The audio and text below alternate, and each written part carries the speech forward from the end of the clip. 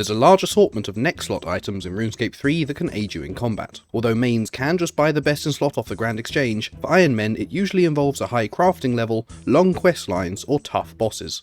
This video will cover all the important amulets and necklaces for those who can't buy them directly and are looking for what's available and how to get it.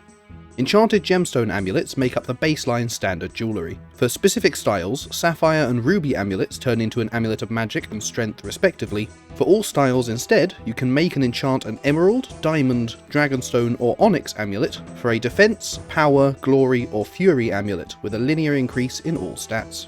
For undead monsters specifically, the Salve amulet obtained from the Haunted Mine quest is your best choice by far and can be obtained relatively early. And like other amulets, it can be enchanted by navigating Tarn's Lair.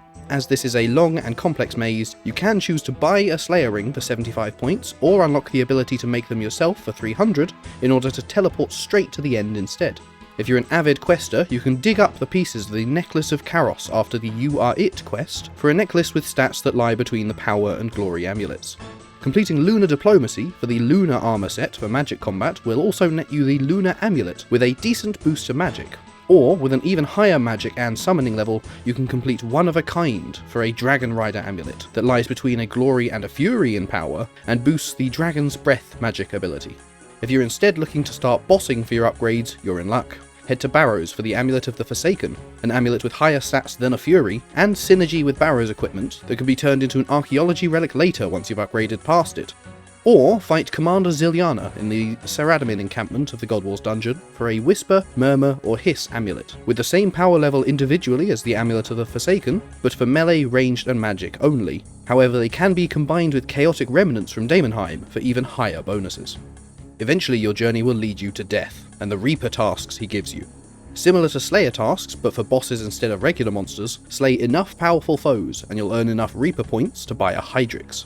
These can be crafted and enchanted into a Reaper's Necklace or an Amulet of Souls, with the latter being a must-have, not only due to its very high stats, but also the passive effects of increased healing from Soul Split and increased damage reduction from Protection Prayers and Curses. From here, the final hurdle requires you to unlock Invention and train it all the way to level 117, or 100 with an Extreme Invention potion, allowing you to make an alchemical Hydrix.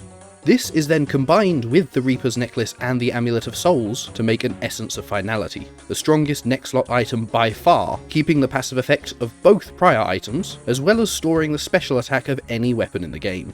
One final note worth mentioning is that all enchanted gemstone amulets can still be very slightly improved. If you are lucky enough to get an ornament or trim kit from Clue Scrolls, the trimmed or ornamental version of each amulet has minimally higher stats than the enchanted version. However, the bonuses are small enough that they usually aren't worth the time spent grinding for them unless you really enjoy Clue Scrolls.